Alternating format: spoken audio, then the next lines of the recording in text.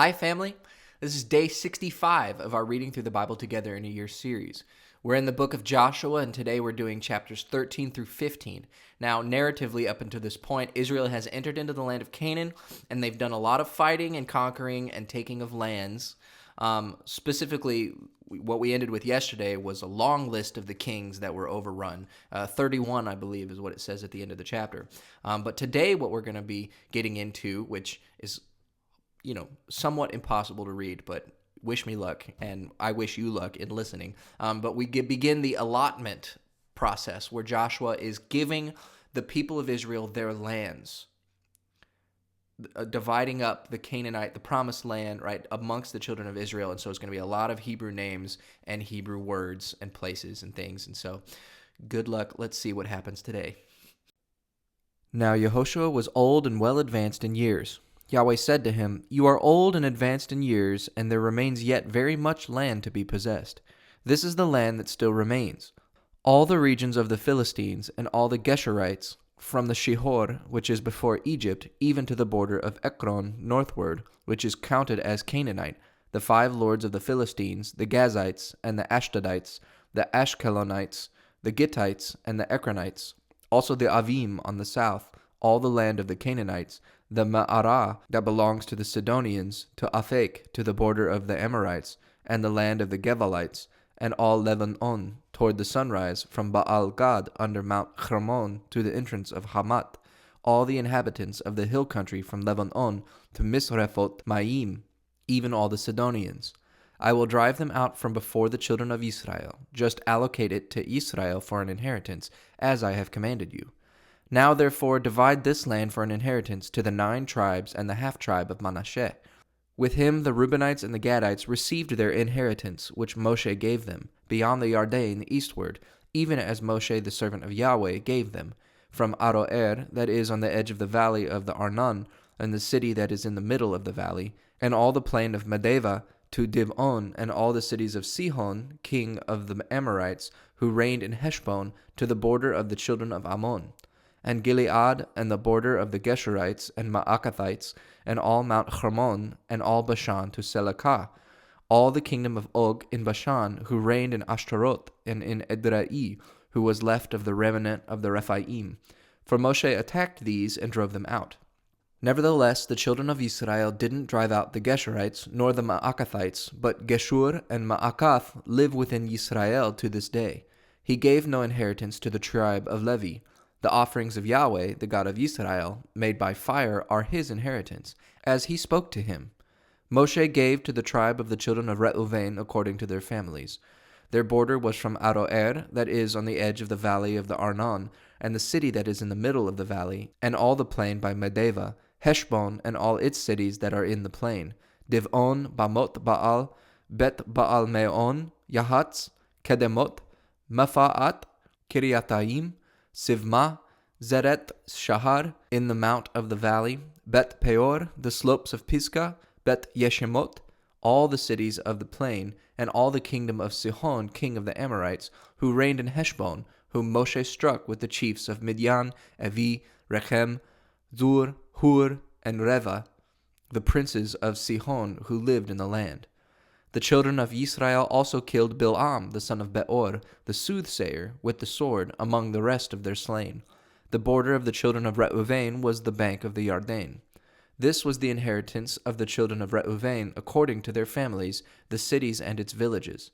Moshe gave to the tribe of Gad to the children of Gad according to their families. Their border was Yatzer and all the cities of Gilead, and half the land of the children of Ammon to Aroer, that is near Rabbah, and from Heshbon to Ramat Mitzpeh and Betonim, and from Mahanaim to the border of Devir, and in the valley Bet Haram, Bet Nimrah, Sukkot, and Zaphon, the rest of the kingdom of Sihon, king of Heshbon, the Yarden's bank, to the uttermost part of the sea of Kinnereth, beyond the Yarden eastward. This is the inheritance of the children of Gad, according to their families, and the cities and its villages. Moshe gave an inheritance to the half-tribe of Manasseh. It was for the half-tribe of the children of Manasseh, according to their families. Their border was from Mahanaim, all Bashan, all the kingdom of Og, king of Bashan, and all the villages of Yair, which are in Bashan, 60 cities. Half Gilead, Ashtaroth and Edrei, the cities of the kingdom of Og and Bashan, were for the children of Machir, the son of Manasseh, even for the half of the children of Machir according to their families. These are the inheritances which Moshe distributed in the plains of Moab, beyond the Yarden at Jericho eastward. But Moshe gave no inheritance to the tribe of Levi. Yahweh, the God of Israel, is their inheritance, as he spoke to them. These are the inheritances which the children of Israel took in the land of Canaan, which Eleazar the priest, Yehoshua the son of Nun, and the heads of the fathers' houses of the tribes of the children of Israel distributed to them by the lot of their inheritance, as Yahweh commanded by Moshe, for the 9 tribes and for the half-tribe. For Moshe had given the inheritance of the 2 tribes and the half-tribe beyond the Yarden, but to the Levites he gave no inheritance among them. For the children of Yosef were 2 tribes, Manasseh and Ephraim. They gave no portion to the Levites in that land, except cities to dwell in with their pasture lands for their livestock and for their property. The children of Israel did as Yahweh commanded Moshe, and they divided the land. Then the children of Yehudah came near to Yehoshua in Gilgal. Caleb, the son of Jephunneh the Kenizzite, said to him, "You know the thing that Yahweh spoke to Moshe, the man of God, concerning me and concerning you in Kadesh Barnea. I was 40 years old when Moshe, the servant of Yahweh, sent me from Kadesh Barnea to spy out the land. I brought him word again as it was in my heart. Nevertheless, my brothers who went up with me made the heart of the people melt, but I wholly followed Yahweh my God. Moshe swore on that day, saying, Surely the land where you walked shall be an inheritance to you and to your children forever, because you have wholly followed Yahweh my God. Now behold, Yahweh has kept me alive, as he spoke, these 45 years, from the time that Yahweh spoke this word to Moshe while Israel walked in the wilderness. Now behold, I am 85 years old today. As yet, I am as strong today as I was in the day that Moshe sent me. As my strength was then, even so is my strength now for war, to go out and to come in. Now therefore give me this hill country, of which Yahweh spoke in that day. For you heard in that day how the Anakim were there, and great and fortified cities. It may be that Yahweh will be with me, and I shall drive them out, as Yahweh has said." Yehoshua blessed him, and he gave Hebron to Caleb the son of Jephunneh for an inheritance. Therefore Hebron became the inheritance of Caleb the son of Jephunneh the Kenizzite to this day, because he followed Yahweh the God of Israel wholeheartedly. Now the name of Hebron before was Kiriath Arva, after the greatest man among the Anakim. Then the land had rest from war. The lot for the tribe of the children of Yehudah according to their families was to the border of Edom, even to the wilderness of Zin, southward, at the uttermost part of the south. Their south border was from the uttermost part of the salt sea, from the bay that looks southward, and it went out southward of the ascent of Akravim, and passed along to Zin, and went up by the south of Kadesh Barnea, and passed along by Hetzron, went up to Adar, and turned toward Karka, and it passed along to Azmon, went out at the brook of Egypt, and the border ended at the sea. This shall be your south border. The east border was the salt sea, even to the end of the Yarden. The border of the north quarter was from the bay of the sea at the end of the Yarden. The border went up to Beth Hoglah, and passed along by the north of Beth Arava. And the border went up to the stone of Bohan, the son of Reuven. The border went up to Devir from the valley of Achor, and so northward, looking toward Gilgal, that faces the ascent of Adumim, which is on the south side of the river. The border passed along to the waters of En-Shemesh, and ended at En-Rogel. The border went up by the valley of the son of Hinnom to the side of the Jebusite, also called Jerusalem, southward, and the border went up to the top of the mountain that lies before the valley of Hinnom, westward, which is at the farthest part of the valley of Rephaim, northward. The border extended from the top of the mountain to the spring of the waters of Nephtoah, and went out to the cities of Mount Ephron, and the border extended to Baalah, also called Kiriath Yearim. And the border turned about from Baalah westward to Mount Seir, and passed along to the side of Mount Yearim, also called Kesalon, on the north, and went down to Beth Shemesh, and passed along by Timnah. And the border went out to the side of Ekron northward, and the border extended to Shikaron, and passed along to Mount Baalah, and went out at Yavneel, and the goings out of the border were at the sea. The west border was to the shore of the great sea. This is the border of the children of Yehudah according to their families. He gave to Kalev the son of Yefuneh a portion among the children of Yehuda according to the commandment of Yahweh to Yehoshua, even Kiriat Arba, named after the father of Anak, also called Hebron. Kalev drove out the 3 sons of Anak, Sheshai and Ahiman and Talmai, the children of Anak. He went up against the inhabitants of Devir. Now the name of Devir before was Kiriat Sefer. Kalev said, "He who strikes Kiriat Sefer and takes it, to him I will give Achsah, my daughter, as a wife." Othniel, the son of Kenaz, the brother of Kalev, took it, and he gave him Achsah, his daughter, as a wife. When she came, she had him ask her father for a field. She got off her donkey, and Kalev said, "What do you want?" She said, "Give me a blessing, because you have set me in the land of the south. Give me also springs of water."